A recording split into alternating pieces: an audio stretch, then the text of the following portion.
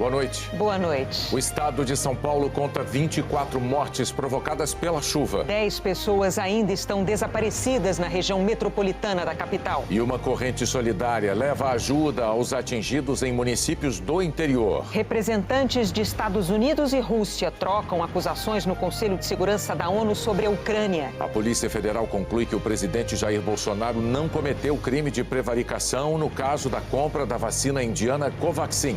As contas da União, dos estados, municípios e estatais encerram 2021 com saldo positivo pela primeira vez em 8 anos. 4. O número de mortos nas chuvas que atingiram o estado de São Paulo no último fim de semana. Em Franco da Rocha, 10 pessoas ainda estão desaparecidas. Uma cidade coberta de lama. No centro de Franco da Rocha, nenhum prédio escapou da água. Móveis, equipamentos, comida, tudo estragado. Talvez a gente consiga recuperar, mas salvar absolutamente nada. Veja o resultado da força da água. Nós estamos subindo uma escada com 1, 2, 3, 4, 5, 6, 7, 8, 9 degraus. Daqui para a rua dá mais de 1,80 m de altura. E mesmo assim, a água invadiu esse shopping. Foram 2 dias de chuva intensa. Ontem, carros da polícia ficaram debaixo d'água. O orelhão praticamente sumiu. Vários moradores foram resgatados de botes. Mas a pior tragédia veio no começo da manhã deste domingo. Senhor do céu, Jesus Cristo! Meu Deus, gente! Parte do morro do Parque Paulista desmoronou. Essas imagens mostram a região antes e depois do deslizamento. Toda a parte da vegetação foi abaixo. Agora só dá para ver o buraco, que mostra como ficou. Até o fim da tarde de hoje, os bombeiros confirmavam 8 mortes em Franco da Rocha, mas ainda havia pessoas desaparecidas. Eles falam em 10 desaparecidos, né? São nomes que foram entregues aqui à coordenação, que agora tudo isso exige um trabalho de perícia, um trabalho de busca, de checar informações, transformar dados avulsos em conhecimentos. Cada vez que chove forte, as buscas precisam ser suspensas. Segundo os bombeiros, há risco daquele morro voltar a desmoronar. Além de Franco da Rocha, outras 4 cidades da região metropolitana de São Paulo também foram castigadas pela chuva. Em Itapevi, um bebê de 4 meses morreu soterrado. A mãe dele foi socorrida com ferimentos nas pernas. Em Embu das Artes, uma mãe e 2 filhos também morreram soterrados. Em Francisco Morato, 3 adolescentes e uma criança perderam a vida. E no sábado, em Arujá, um homem de 59 anos não conseguiu passar de carro numa área alagada e morreu. O governador de São Paulo, João Dória, do PSDB, sobrevoou ontem as áreas mais atingidas pela chuva e disse que destinou 15 milhões de reais para 10 municípios. Em Franco da Rocha, os bombeiros receberam uma ajuda valiosa. 140 voluntários ajudavam nas buscas desde ontem e se revezavam em grupos. Organiza a fila A e a fila B. Cristiane diz que dormiu só 3 horas desde ontem e voltou para ajudar os bombeiros. Ela foi criada na área de risco e tem motivo afetivo para estar lá. Você conhece as pessoas que foram soterradas? São meus amigos. Eu conheço desde quando eu nasci. Eu não sei como eu vou ficar na hora que a ficha cair, mas eu tô aqui. Enquanto o último corpo não for retirado daqui, eu não saio daqui. A Defesa Civil já mapeou centenas de pontos de perigo nas 8 cidades paulistas onde houve mortes. O risco é um velho conhecido de quem mora nas encostas. Ronaldo abandonou a casa dele em Francisco Morato, levando só o que conseguiu carregar. Agora eu tô pegando algumas coisas, né? Comida, roupa. Só as coisas básicas, né? E desocupar isso aqui, né? Porque é área de risco e tem esse deslizamento de terra aí muito perigoso. A gente tem que sair para casa de parentes, né? Ser vizinho do perigo não é escolha. A Sandra se mudou para Franco da Rocha porque não conseguiu mais pagar o aluguel em São Paulo. Passa a vida inteira pagando aluguel, aí você tem um sonho de ter sua casinha, então você acaba se assujeitando, né? E com expectativa de melhoras para a vida da gente. Histórias assim se repetem nas casas construídas em áreas de risco da região metropolitana de São Paulo. E são muitas. Juntas, as cidades onde os moradores morreram por causa das chuvas têm mais de 900 lugares classificados como perigosos.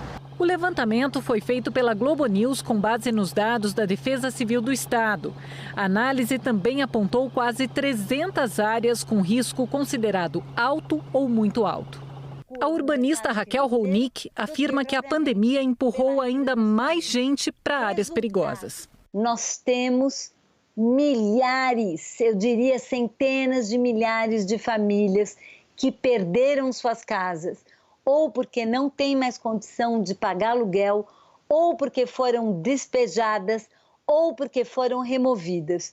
O que observamos durante a pandemia é um aumento enorme, não só de população morando em situação de rua, mas também de novas ocupações de áreas que são absolutamente impróprias para se morar. O geólogo do Instituto de Pesquisas Tecnológicas diz que é um problema para ser combatido em várias frentes. Eu tenho que parar de formar área de risco, eu tenho que melhorar as condições das áreas com obras, eu tenho que tirar algumas moradias, colocar em casa, e isso precisa de muito dinheiro. Muito, é muito caro fazer isso. E esse é um problema que o país tem, falta de dinheiro, e falta de dinheiro para esse tipo de coisa. A Defesa Civil do Estado de São Paulo não tem um balanço de quantas famílias foram retiradas das áreas de risco e justifica que esse é um trabalho que deve ser feito pelas prefeituras. Mas muitas vezes a ajuda que vem é a não oficial, de quem não aguenta ver a tragédia de braços cruzados. Mesmo se arriscando, sabendo que eu tenho 3 filhos em casa, sabendo que aqui pode desabar tudo, mas não dá, né? Tem vários amigos aí, querendo ou não. Dói no coração você estar em casa tomando café, não fazer nada aí. Saber que tem muita gente precisando aí, mesmo que não esteja com vida, né? Mas pelo menos para ter um enterro digno. Também no interior do estado, voluntários se mobilizaram para socorrer quem perdeu tudo. Hoje, a Regiane de Jaú, no centro-oeste paulista, fez 43 anos. Ganhou de aniversário a solidariedade. Regiane e a família escaparam com vida da enxurrada ontem. O neto de 5 anos estava na moto aquática de um voluntário que virou com 3 pessoas, todas socorridas. Eu perdi tudo, mas graças a Deus meu netinho foi salvo. O drama dos moradores mobilizou muita gente. As doações estão concentradas nesse ginásio de esportes. Roupas, calçados, colchões e alimentos chegam de toda a região. Até o fim da tarde dessa segunda, mais de 500 pessoas já tinham recebido a ajuda. Cerca de 150 pessoas precisaram ser abrigadas na cidade. Você trabalha para comprar as coisas, é uma luta e do nada se perde tudo, né? É difícil. Ontem, bombeiros e voluntários socorreram dezenas de moradores. Usaram helicóptero, boia, barcos para retirar quem estava ilhado. Uma pessoa continua desaparecida e um morador de 61 anos morreu em casa, afogado. Tava eu e meu pai dentro de casa, batendo água mais ou menos aqui. Aí o que acontece? Consegui pegar ele no colo segurando ele. Só que aí chegou uma hora que a enchente estava muito grande, pegou e levou ele. Em Bauru, uma cratera se abriu numa das principais avenidas. Em Presidente Prudente, outra cratera nessa rodovia estadual. A força da água também destruiu uma avenida em Barra Bonita. Casas e lojas ficaram alagadas. Em Várzea Paulista, hoje foi o enterro de uma família inteira, vítima da chuva. Ontem, um deslizamento de terra atingiu a casa onde estavam pai, mãe e 3 filhos. Um deles com apenas 1 ano e 2 meses. Todos morreram. Em Lençóis Paulista, o rio Lençóis subiu 2,60 metros. A água invadiu casas e até estação de tratamento, interrompendo o abastecimento em alguns bairros. Em Capivari, na região de Campinas, a segunda-feira ainda teve resgate de moradores. Ontem, o rio que cruza a cidade subiu 3,5 metros. 67 famílias ficaram desabrigadas e 400 desalojadas. Em Montemor, a Defesa Civil e bombeiros voluntários resgataram um bebê de um apartamento com uma escada e um barco. Pelo menos 150 pessoas ficaram desalojadas. Helena Marques, boa noite. Qual é a previsão para São Paulo? Oi, Renata Bonner, eu não escuto vocês, mas o que eu preciso dizer para a população de São Paulo é que os temporais vão diminuir aqui em São Paulo. Uma boa noite a todos. Só que eles voltarão agora a atingir Minas Gerais. É lá que estão os maiores volumes acumulados até domingo. Também na divisa com o Espírito Santo e com São Paulo e na região serrana do Rio de Janeiro. Em Belo Horizonte, volumes expressivos todos os dias e nada de muito calor. Já que em São Paulo chove bem menos, depois de a capital paulista registrar o janeiro mais chuvoso em 11 anos. As pancadas de verão até podem ser fortes, mas serão rápidas e as temperaturas voltarão a subir. Na capital fluminense, tempo abafado também, com mais sol que chuva. E no interior gaúcho, 40 graus de novo já amanhã nesta área. Fevereiro começa bem mais quente do que o normal e janeiro já foi assim, com até 6 graus acima da média nas áreas que estão em vermelho mais escuro aqui desse mapa. Então, Mato Grosso do Sul e principalmente o Rio Grande do Sul. Renata. Eu não sei se você está me ouvindo agora, Eliane. E o calor, será que ele se espalha pelo país? Olha, Renata, ainda não te ouço, mas, gente, calor perto de 40 graus... Não teremos pelo Brasil, não, só lá no oeste do Rio Grande do Sul mesmo. Agora, perto dos 30 na maioria das capitais. Goiânia, amanhã, vai ter máxima de 27 graus, é a mesma de Curitiba. E são 10 graus a menos do que em Boa Vista. Em Salvador, Recife e Natal, máximas de 32 graus. Sol o dia todo no oeste do Amazonas, aqui em parte do sertão da Paraíba, de Pernambuco, até o extremo norte da Bahia e também no interior da região sul. Chuva forte, principalmente nesta faixa, que pega a divisa de São Paulo com Minas, quase todo o estado do Rio, menos as regiões metropolitana e dos Lagos, também centro-sul do Espírito Santo, de Minas, sul de Goiás, de Mato Grosso e parte de Rondônia e do Acre, incluindo Rio Branco, Porto Velho, Cuiabá, Vitória e Belo Horizonte. Aliás, Minas liderou o número de raios no Brasil em janeiro, com quase 1.700.000 descargas elétricas. Em segundo lugar, foi o Rio Grande do Sul, com 1.300.000 raios. Em terceiro, Mato Grosso, com quase 1.200.000. E em quarto lugar, o estado de São Paulo, com um pouco mais de 1.100.000 raios. Para fevereiro, expectativa de chuva acima da média aqui em parte de São Paulo, de Minas, de Mato Grosso e em todas as áreas em azul aqui no mapa, que pegam desde o extremo norte do Brasil até o norte de Santa Catarina e vão até Sergipe. Já na maior parte do Nordeste, aqui em laranja e também no Rio Grande do Sul, fevereiro tende a ser um mês mais seco. Renata Bonner. Obrigado, Eliana. A Eliana não ouviu a gente, mas a gente viu perfeitamente a Helena Marques com a previsão do tempo para amanhã. Vamos lá. A polícia do Rio de Janeiro está investigando o assassinato covarde de um cidadão congolês que trabalhava como atendente num quiosque de praia. Moïse Mugene, de 24 anos, nasceu na República do Congo. Chegou ainda criança ao Brasil, acompanhado dos irmãos, todos refugiados políticos. Moïse trabalhava por diária nesse quiosque na praia da Barra da Tijuca, zona oeste do Rio. Segundo testemunhas, na segunda-feira passada, ele exigiu pagamento por 3 dias de serviço e foi espancado por pelo menos 2 homens. Vieram bater nele nas costas com um taco de beisebol, veio outro com uma corda, amarrou ele as mãos, as pernas para trás, passou a mesma corda pelo pescoço, ficou amarrado no mata-leão, apanhando, tomando só o taco de beisebol nas costelas. Bombeiros encontraram o corpo dele amarrado, próximo ao quiosque. O laudo do Instituto Médico Legal aponta que os pulmões de Moïse tinham áreas hemorrágicas de contusão e também vestígios de broncoaspiração de sangue. Os peritos afirmam que a causa da morte foi traumatismo do tórax, com contusão pulmonar, e que ela foi causada por ação contundente. Moïse foi enterrado ontem. Meu filho cresceu aqui, estudou aqui. Todos os amigos dele é brasileiro, mas hoje é vergonha. Matou ele com mal do brasileiro. Morreu no Brasil. Só justiça. Parentes e amigos se uniram em rituais típicos de momentos de despedida na cultura congolesa. A polícia analisa imagens de câmeras de segurança para identificar quem são os agressores. Pelo menos 8 pessoas já prestaram depoimento.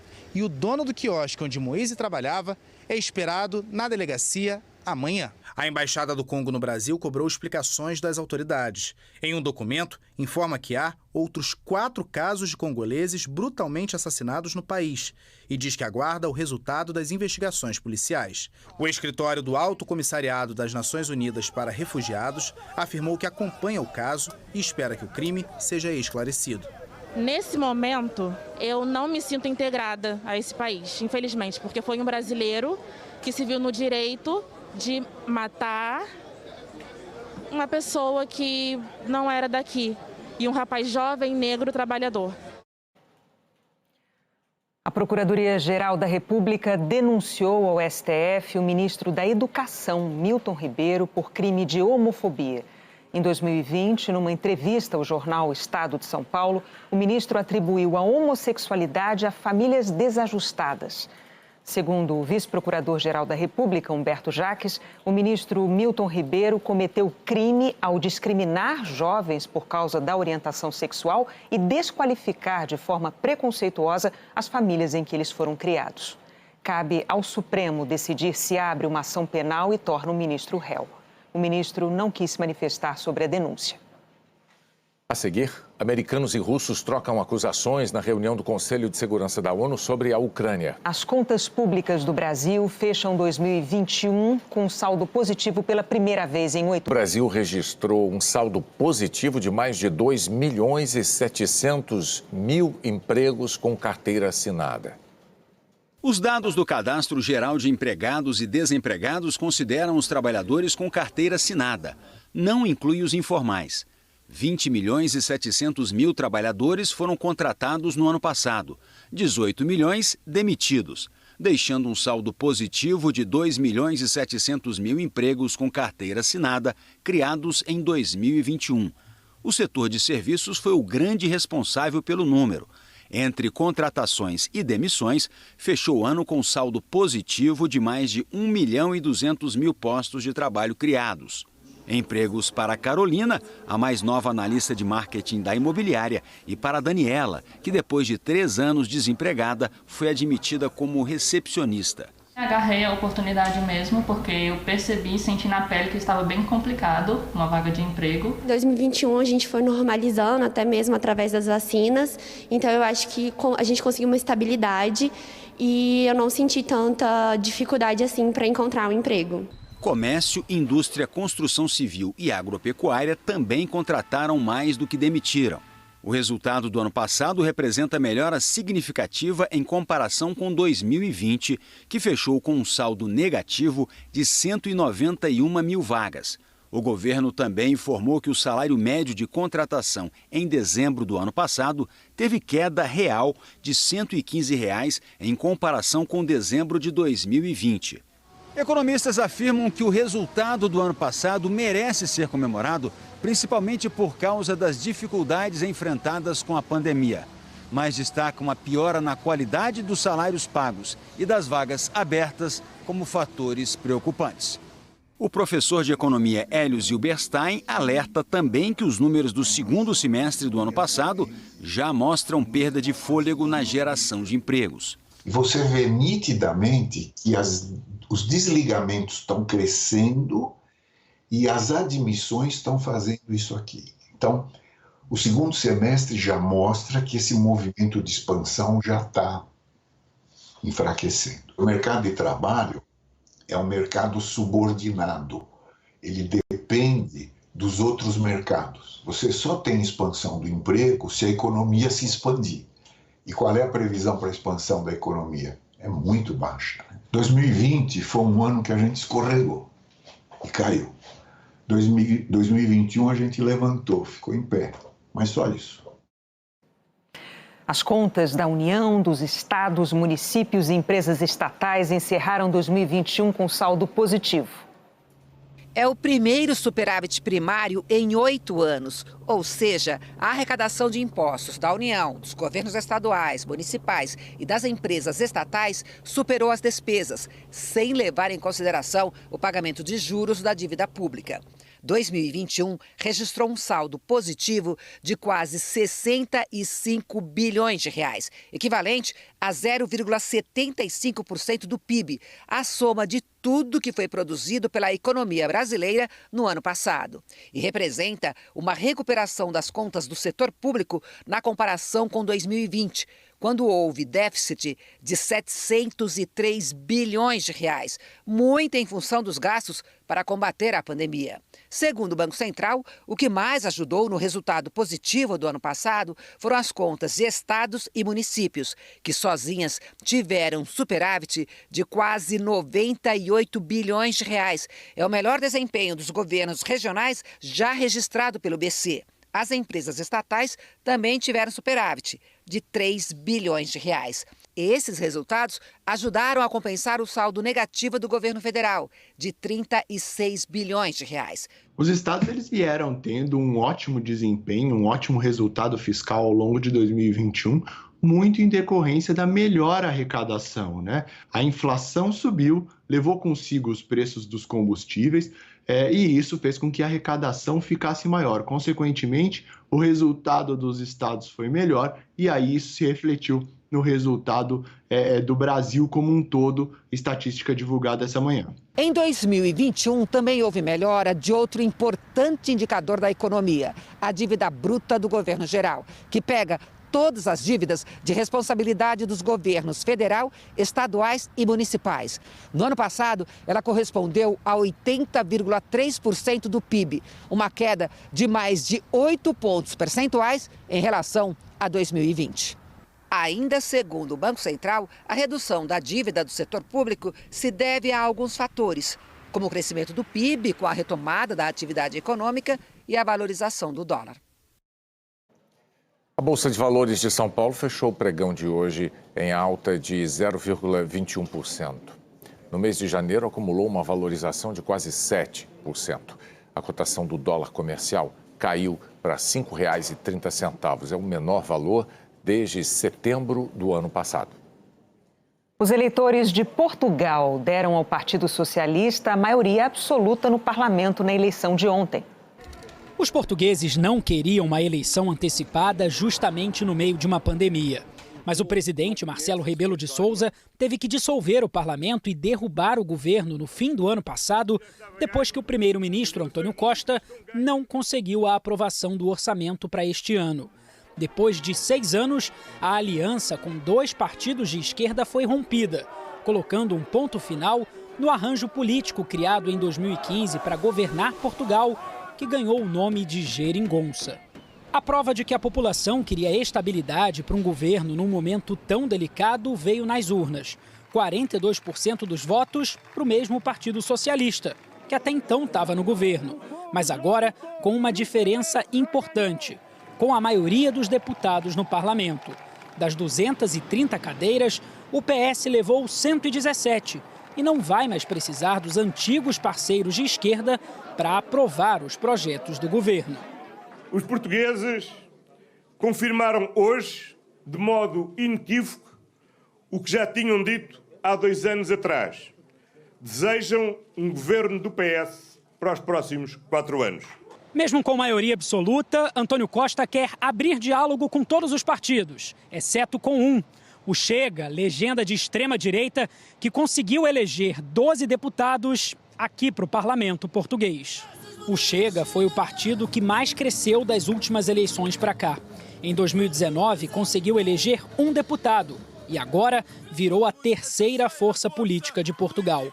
Mesmo sem ter como apitar no parlamento, o partido pretende fazer barulho nas discussões públicas com os outros partidos pelos próximos 4 anos.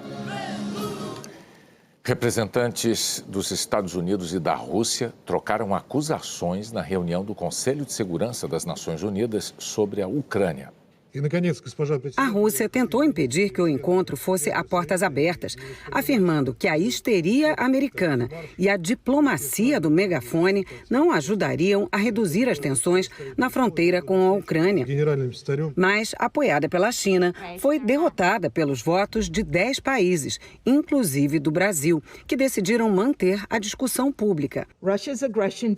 A embaixadora americana na Organização das Nações Unidas, Linda Thomas-Greenfield, afirmou que a segurança de toda a Europa está ameaçada e que, se a Ucrânia for invadida, ninguém poderá dizer que foi surpreendido, mas reforçou que ainda dá tempo de evitar o conflito. Buscamos o caminho da paz, do diálogo. Não queremos o confronto, mas seremos decisivos, rápidos e unidos se a Rússia invadir a Ucrânia. O embaixador russo disse que o plano do Ocidente é enfraquecer a Rússia e acirrar a tensão na região. Vassily Nebenzia acusou os Estados Unidos de hipocrisia, por serem o país com maior presença militar pelo mundo. Na última vez em que falou sobre o assunto, em dezembro, o presidente russo Vladimir Putin questionou: seria pedir demais não colocar mais nenhum sistema de ataque perto da Rússia? Como os americanos reagiriam se colocássemos nossos mísseis no Canadá ou no México? O embaixador ucraniano, Sergiy Kyslytsya, acusou a Rússia de cruzar a fronteira de forma ilegal rotineiramente e alertou: a Ucrânia está pronta para se defender. Ronaldo Costa Filho, embaixador brasileiro, afirmou que o papel do Conselho de Segurança é prevenir guerras e que ações militares e sanções unilaterais devem ser evitadas. Espaço para diplomacia sempre tem. Sempre tem. A gente sempre tem que ter esperança que o diálogo e a conversa superarão esse tipo de entrave. O presidente Joe Biden disse que vai continuar a insistir na diplomacia, mas afirmou que os Estados Unidos estão preparados, não importa o que acontecer. Amanhã, o secretário de Estado americano, Antony Blinken, vai conversar por telefone com o ministro das Relações Exteriores da Rússia, Sergei Lavrov. É mais um esforço para evitar uma guerra que teria consequências desastrosas para o mundo todo. O governo dos Estados Unidos informou agora há pouco que recebeu uma resposta por escrito da Rússia sobre as propostas que apresentou para solucionar a crise da Ucrânia. Essa crise levou os analistas internacionais a preverem por quais caminhos as tropas russas atacariam para conquistar território no país vizinho. A gente vê na reportagem dos enviados especiais Pedro Vedova, Hernani Lemos e Igor Arroio. Nem sempre o caminho mais curto é o melhor caminho. Chernobyl fica perto da capital da Ucrânia e na fronteira com Belarus, onde a Rússia faz grandes jogos de guerra. A cidade ucraniana está presa num tempo quando Moscou dava ordens. 36 anos atrás, a usina nuclear soviética explodiu. 50 mil moradores fugiram correndo da radioatividade. Um slogan na zona de exclusão é "Visite Chernobyl, morra depois". Se entrassem aqui agora, as tropas russas romperiam um silêncio assustador. Belarus é um dos 4 flancos em que a Rússia concentrou suas tropas. O governo russo mobilizou 127 mil militares e conta com mais de 15 mil separatistas no leste. A Ucrânia se preocupa com a possibilidade de uma estratégia que os Estados Unidos chamam de trovão. Um ataque rápido, profundo, para chocar e paralisar o inimigo em vez de ocupar o território. O governo ucraniano, de joelhos, cortaria os laços com o Ocidente, um dos objetivos de Putin. Esse antropólogo ucraniano disse que a população russa não toleraria um banho de sangue. São 2 países irmãos, com muitas famílias de ucranianos na Rússia e vice-versa. Outro risco seria o Kremlin repetir a tática conhecida como Pequenos Homens de Verde. Em 2014, russos com fardas, sem bandeira, foram aparecendo em pontos estratégicos da Crimeia. Não demorou até tomarem o poder sem dispararem um único tiro. A Rússia anexou a península depois. Em Moscou, as pesquisas de opinião nos últimos 15 anos mostram que 80% dos russos só querem uma relação amigável com a Ucrânia. A Ucrânia não teria peças de museu como essas rodando por aí. Ao longo dos anos, a OTAN deu ajuda militar ao governo ucraniano. E nessa crise atual, os Estados Unidos mandaram para cá 90 toneladas do que eles chamaram de ajuda letal à Ucrânia. O Reino Unido também enviou antimísseis e, nesse momento, treina as Forças Armadas ucranianas a operar esses equipamentos. A Ucrânia, pelo menos em tese, não conseguiria bater de frente com os russos, mas teria tudo para deixar a Rússia com o nariz sangrando. Em 8 anos de conflito no leste, centenas de milhares de ucranianos ganharam experiência militar. Mas a Rússia tem mais que o dobro de tropas. 15 vezes mais caças, quase o quíntuplo de tanques. Só que os soldados ucranianos são bons de combate. E a Ucrânia é enorme. Uma conquista não seria fácil nem duradoura. O custo financeiro e moral poderia ser um pesadelo, mesmo na vitória. A esperança ainda está de pé. As Forças Armadas russas anunciaram hoje que 9 mil militares do sul e do oeste terminaram os exercícios militares e voltariam para os quartéis. Esse oficial do exército ucraniano acha improvável uma invasão. Ele enxerga uma guerra, mas de informação. O disparo de informações falsas. É parte do arsenal tóxico da política que não descobriu os atalhos da diplomacia. A seguir, o consórcio de veículos de imprensa acrescenta mais uma informação aos dados sobre a vacinação no Brasil. A Polícia Federal conclui que o presidente Jair Bolsonaro não prevaricou no caso da compra da indiana Covaxin. O subprocurador-geral do Ministério Público junto ao Tribunal de Contas da União, Lucas Rocha Furtado, pediu hoje o arquivamento da investigação sobre o contrato de trabalho do ex-juiz Sérgio Moro com o escritório de consultoria americano Álvares e Marçal. A pedido de Lucas Furtado, o tribunal investigava se teria havido conflito de interesse pelo fato de Moro ter atuado na Operação Lava Jato e a empresa americana ter sido indicada pela Justiça como administradora judicial da Odebrecht. O subprocurador encaminhou o pedido de arquivamento ao relator do processo, o ministro Bruno Dantas, que ainda não se manifestou. Lucas Furtado disse ao G1 que mudou o entendimento, porque o dinheiro pago ao ex-juiz é privado e, consequentemente, o TCU não seria competente para investigar o contrato. No fim de dezembro passado, o TCU tinha determinado que a empresa Álvares e Marçal revelasse os valores pagos a Sérgio Moro. Mas na última sexta-feira foi o próprio Moro que fez uma live para divulgar quanto recebeu pelos trabalhos prestados à empresa. O ex-juiz disse que considerava a ordem do tribunal abusiva, mas que anunciaria os valores, mesmo assim, em nome da transparência. Na live, o ex-juiz disse que foi contratado para realizar um trabalho de compliance anticorrupção, que jamais atuou na subsidiária da Álvares e Marçal, responsável pela recuperação da Odebrecht, e que a empresa americana concordou com a exigência dele de incluir uma cláusula no contrato que o impedia de prestar serviços para empresas envolvidas na Lava Jato. Segundo o Moro, todos os rendimentos que obteve foram declarados nos Estados Unidos e serão declarados também no imposto de renda aqui no Brasil. Sobre o pedido de hoje, Sérgio Moro afirmou, abre aspas, o arquivamento apenas confirma o caráter abusivo do procedimento no TCU e a lisura de meu contrato na esfera privada, fecha aspas.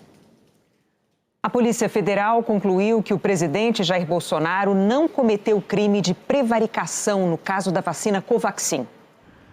O inquérito foi aberto em julho do ano passado, após a autorização da ministra Rosa Weber, relatora da notícia-crime apresentada por um grupo de senadores da CPI da Covid contra o presidente Jair Bolsonaro.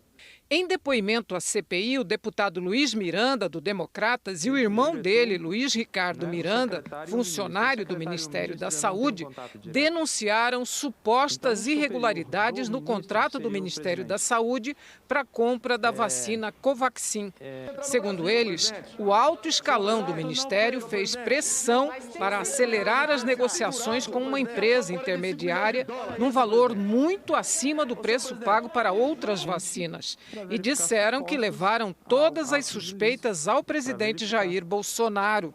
O governo tentou desacreditar a denúncia, alegando que ela se baseava em um documento falsificado, mas teve que recuar diante das provas e passou a dizer que o presidente Bolsonaro pediu que o então ministro da Saúde, Eduardo Pazuello, investigasse o caso, mas sem apresentar documentos.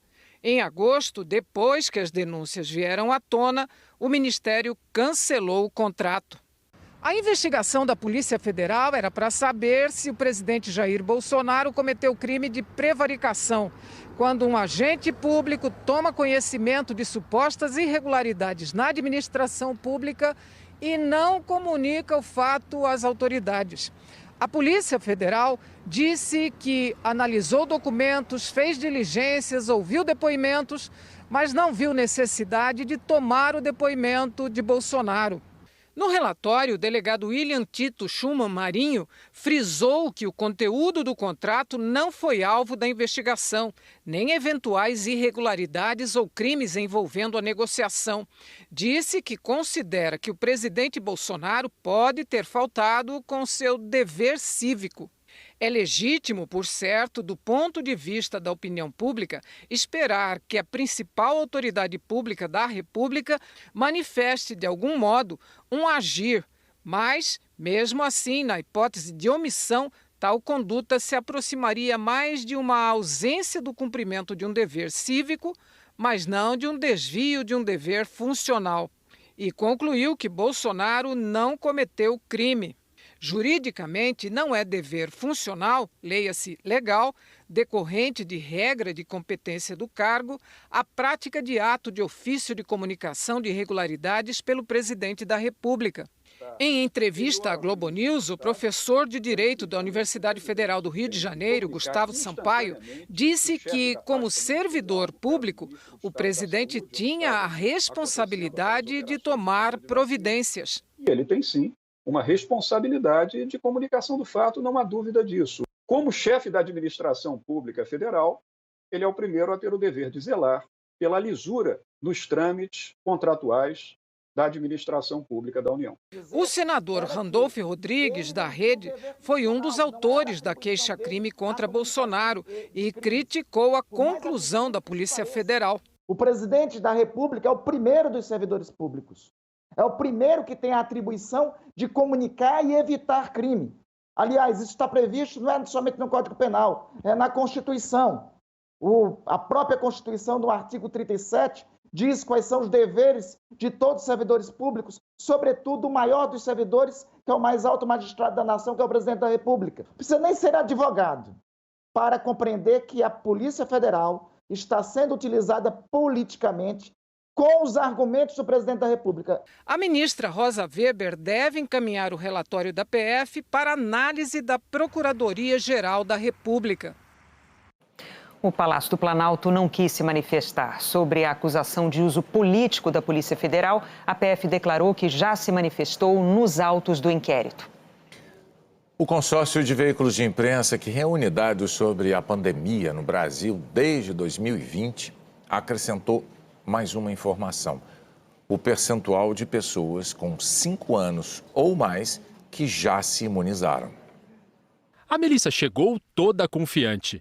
É muito bom a gente tomar vacina, tem pessoas que têm medo, mas no fundo vai ajudar.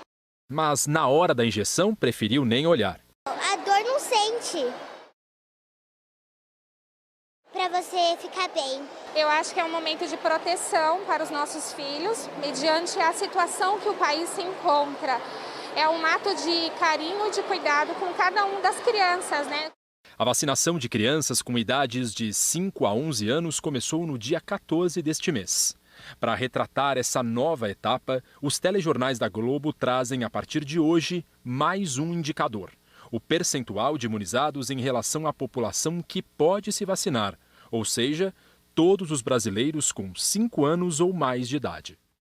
O consórcio de veículos de imprensa passou a divulgar essa informação há uma semana. Diariamente, a gente já vinha mostrando o número de vacinados com a primeira dose, a segunda dose ou dose única e quem tomou a dose de reforço. Os percentuais que apareciam na tela se referiam ao total da população. Agora, também vão se referir à população vacinável. Cientistas e epidemiologistas explicam que os dois indicadores são importantes, mas devem ser interpretados de maneiras diferentes.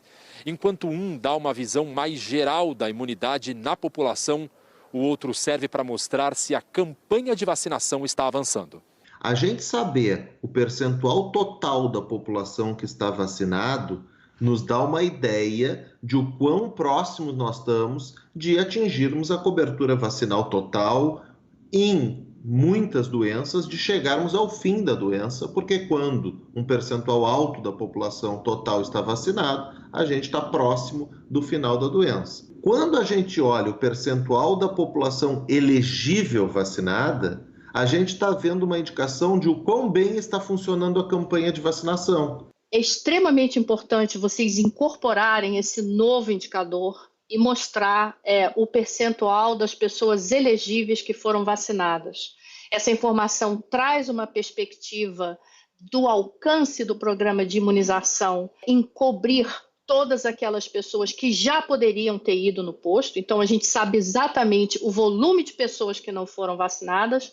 Os especialistas também dizem que saber quantas pessoas ainda não tomaram a vacina pode ajudar os governos a fazer campanhas específicas para atrair mais esse público. É um fator positivo a população estar bem informada sobre tanto o sucesso da campanha de vacinação, se nós estamos avançados ou não estamos avançados, quantas pessoas receberam quantas doses e tudo mais. Também é importante saber se, mesmo bem-sucedidos, eventualmente, né, qual que ainda é a parcela da população que não está imunizada. Qual que é o número de pessoas que ainda podem, digamos, facilitar a transmissão do vírus. E hoje quem traz os números do consórcio é a Michele Barros. Boa noite, Michele. Boa noite, Bonner, Renata, boa noite a todos. Então, com essa apresentação do novo indicador, vamos começar com os números da vacinação. 6 estados e o Distrito Federal não divulgaram as informações nesta segunda. Nas últimas 24 horas, quase 351 mil pessoas tomaram a primeira dose da vacina contra a Covid. Mais de 400 mil a segunda ou a dose única e 771 mil a dose de reforço. No total, mais de 1.500.000 pessoas foram vacinadas hoje. Desde o início da campanha de vacinação, 165 milhões de brasileiros tomaram a primeira dose, 76,83% da população. Quase 150 milhões estão com a vacinação completa, encostando aí em 70% da população. E mais de 45 milhões receberam já a dose de reforço, 21,06% de todos os brasileiros. Agora, o percentual de imunizados em relação à população que pode se vacinar, que é a partir de 5 anos, é o novo indicador que passa a ser mostrado aqui. 82,46% tomaram a primeira dose. 74,9% estão com a vacinação completa dos que podem ser imunizados, E 22,21% receberam a dose de reforço. Os estados em verde escuro são os mais adiantados na vacinação completa, levando em conta a população com 5 anos ou mais que pode ser vacinada. Vamos agora aos dados da pandemia. Nas últimas 24 horas, 442 mortes foram registradas. Desde o início da pandemia, são 627.365 vítimas. De ontem para hoje, foram mais de 102 mil novos casos conhecidos. Ao todo, mais de 25.400.000 casos. A média de casos está em alta de 125% na comparação com 2 semanas atrás. 188.451 por dia. Já são 14 dias seguidos de recordes. A média de mortes também mostra uma tendência de alta, 205%. Está em 565 por dia. É o terceiro dia em que a média está acima dos 500 óbitos diários. 22 estados e o Distrito Federal estão com alta na média de mortes. 3 estados têm estabilidade e 1 está em queda.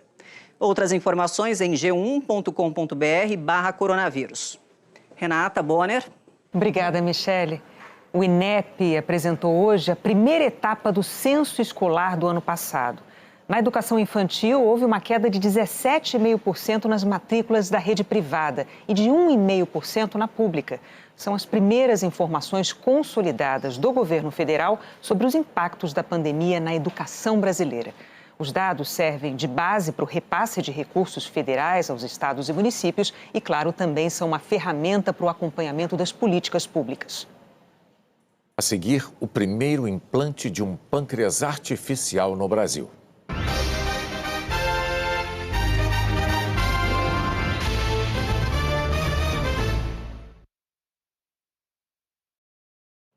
A seleção brasileira vai enfrentar o Paraguai amanhã pelas eliminatórias da Copa do Mundo.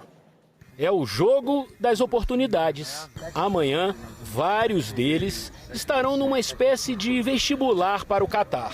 No último treino, antes de enfrentar o Paraguai, Tite montou a equipe com 6 mudanças em relação ao empate com o Equador. Ederson, Daniel Alves, Marquinhos, Alex Telles, Fabinho e Paquetá começam a partida no Mineirão. Já o quarteto ofensivo segue o mesmo: Coutinho, Rafinha, Matheus Cunha e Vini Júnior. Com o Brasil já classificado para a Copa, os 3 últimos jogos pelas eliminatórias terão como objetivo dar mais chances para aqueles que foram menos observados, o que não significa que o resultado ficará em segundo plano. Inclusive porque nós fizemos uma campanha que nos permitiu chegar dessa forma.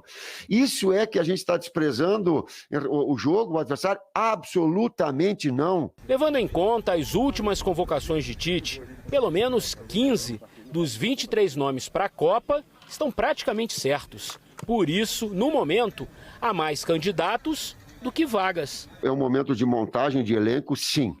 São oportunidades que os atletas vão se mostrando, se habilitando, se capacitando para uma disputa futura numa convocação final. A Copa dessa vez vai começar em novembro e a seleção até lá fará mais 7 partidas. Tempo o professor terá para fazer as melhores escolhas. O primeiro implante de um pâncreas artificial no Brasil foi realizado numa curitibana que sofre de diabetes. O kit de emergência está sempre à mão. Glicose para manter o nível de açúcar no sangue. A Larissa, de 30 anos, sofre de diabetes tipo 1, quando o organismo deixa de produzir insulina ou produz uma quantidade muito pequena. Por isso, ela tem que acordar várias vezes à noite para fazer esse controle. Quando a gente não dorme bem, a gente não consegue trabalhar, não consegue até mesmo cuidar da diabetes, que tem que cuidar no outro dia, né? Fazer exercício, se alimentar direito. O alívio veio com esse aparelhinho que Larissa implantou hoje cedo na barriga, num procedimento rápido, sem cirurgia. O chamado pâncreas artificial carrega um reservatório de insulina e está ligado a um sensor que mede o nível de açúcar no sangue a cada 5 minutos. Ele recebe a informação via Bluetooth, uma tecnologia que permite conectar aparelhos sem necessidade de fio. Quando preciso, o pâncreas libera o hormônio, que é aplicado automaticamente na dose certa. O aparelho consegue estabilizar a glicemia e mantém os níveis de açúcar por mais tempo dentro da meta estabelecida pelos médicos. E isso, a longo prazo, traz muitos benefícios para o paciente. No futuro, essa pessoa vai ter menos complicações do diabetes, entre elas complicações visuais, podendo levar até cegueira, complicações cardíacas, complicações nos rins, riscos de amputação. A tecnologia, desenvolvida nos Estados Unidos, já é usada lá e também na Europa. Aqui no Brasil foi aprovada pela Anvisa a um custo de R$ 24 mil. A Associação Diabetes Brasil diz que vai pedir ao Ministério da Saúde que avalie o fornecimento do aparelho por meio do SUS. Se houver a recomendação do médico para esse equipamento, eu acho que é de extrema importância a gente tentar lutar pela causa. Com a novidade na cintura, a Larissa planeja engravidar ainda esse ano. Um sonho que ela vinha adiando há anos por causa do diabetes. Acredito que vai trazer muitas alegrias, muitas felicidades, vai trazer vida para casa, para a família toda. Vida nova. Vida nova. O Ministério da Saúde afirmou que a Comissão Nacional de Incorporação de Tecnologias no SUS ainda não recebeu qualquer pedido sobre o pâncreas artificial.